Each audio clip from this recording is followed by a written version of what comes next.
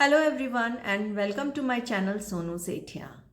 In my last videos we have been talking about eyes, the sense organ for sight, जिसमें हमने बात करी outermost layer की and middle layer की.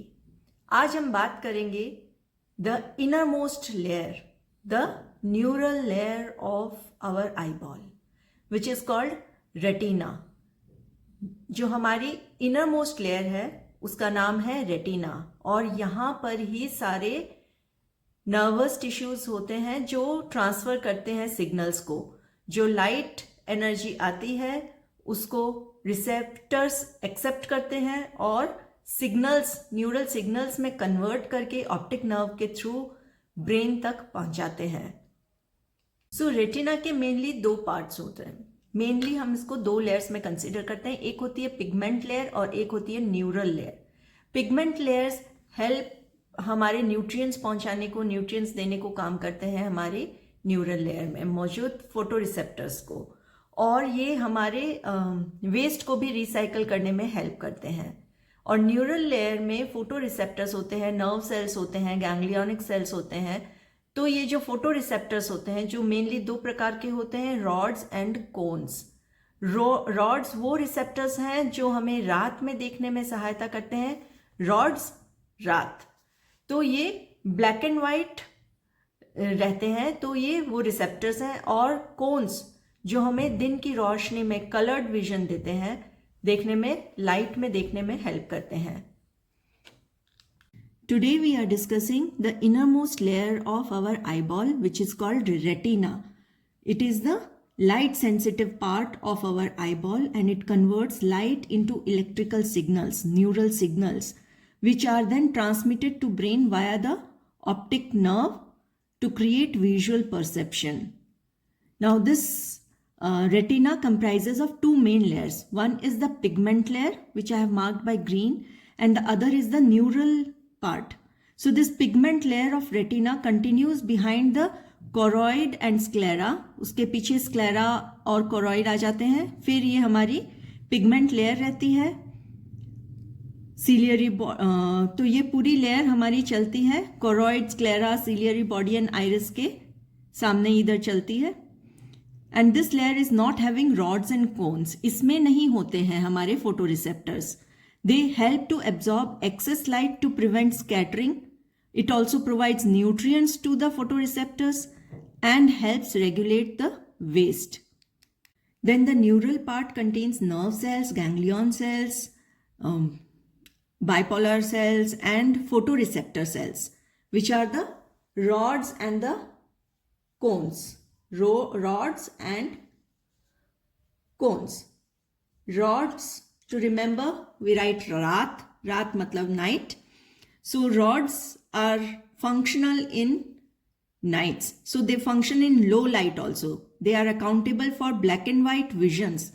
So this is called scotopic vision, night vision or dim light visions. So rods have a low threshold and highly light sensitive receptors. So they help in driving at night, seeing objects in dark. Next are the cones. Cones, see, color, see. See, we can try to remember. Cones are responsible for the color vision. So, photopic vision, daylight vision, bright light vision. So, cones can only detect bright light. So, they help us to function in bright light and are responsible for colored visions. So scotopic vision uses only rods to see, meaning that objects are visible but appear in black and white, whereas photopic vision uses cones and provides color. We have more rods than cones in our eyes. Rods are cylindrical shaped, made of a protein called rhodopsin, visual purple. It is also known as visual purple. And cones are conical shaped, made of proteins called photopsins or coneopsins. Then there is this area called macula. It is a round area at the center of retina, also called macula lutea, and is responsible for central vision that lets you see objects directly in front of you. It is the neurosensory area of the retina. There's another area called fovea. Fovea centralis is a small central pit in retina, the thinnest part of macula lutea, responsible for sharp central vision and has the highest visual acuity and has high concentration of cone cells and low rod cells.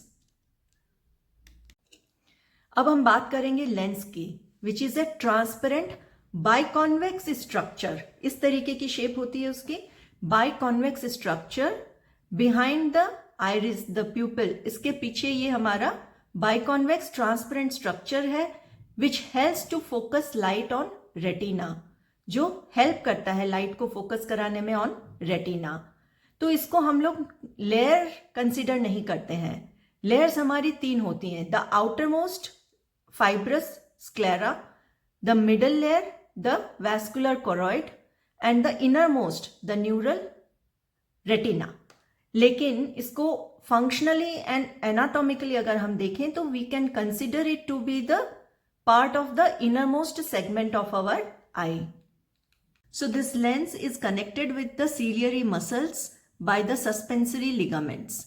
और lens and retina के बीच में एक fluid होता है जिसको बोलते हैं vitreous humour. Lens and cornea के बीच में होता है एक्वस ह्यूमर. सामने से आएंगे, ए पहले आता है अल्फाबेट्स में, so aqueous humour, cornea and lens. और उसके बाद लेंस एंड रेटिना के बीच में vitreous humour. So this is our lens.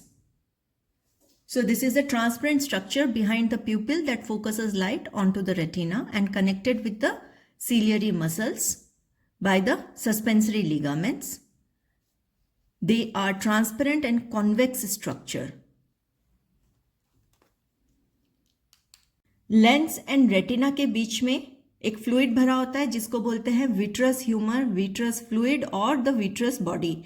So this is transparent, colorless, gel-like substance that fills the space between the lens and the retina of eye. And it constitutes the largest part of the eyeball, about 80% of the total volume. And it comprises of approximately 98% of water and other things like electrolytes, proteins, collagen, hyaluronic acid, etc. Unlike the aqueous humor, which is present in the front part of the eye, in the 2 chambers. This area, the first anterior chamber between the cornea and the iris, and the posterior chamber between the iris and the lens. So this is called the aqueous humor. So unlike the aqueous humor, it is a stagnant body. So this vitreous humor is a stagnant body, just like gel, that does not regenerate or get replaced naturally. It helps to maintain the eye shape. It supports the retina and lens. It acts like a shock absorber and protects our eye from injury and sudden movements. It gives vision clarity. It allows the light to pass through it easily and reach retina. It maintains the oxygen gradient between the retina and the lens. More oxygen near the retina and less near the lens.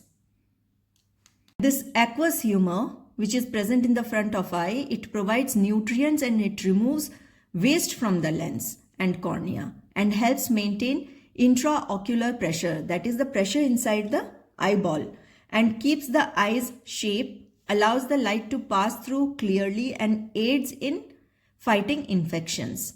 So if this intraocular pressure is more, it may potentially damage the optic nerve, which is called as glaucoma. Also, this aqueous humor, it circulates through eye and drains to bloodstream, the system of canal of Schlemm. So, just to revise once, that light enters through this part, clear front layer of eye, the transparent layer called cornea, and due to its structure, which is dome shaped, it bends the light to aid the eye in focusing, and light passes through the eye through pupil. So this is the opening in the iris, present in the iris. The colored part of the eye, the iris is the colored part of our eye, and the iris regulates how much light enters through pupil. The light enters through lens and it focuses light on retina.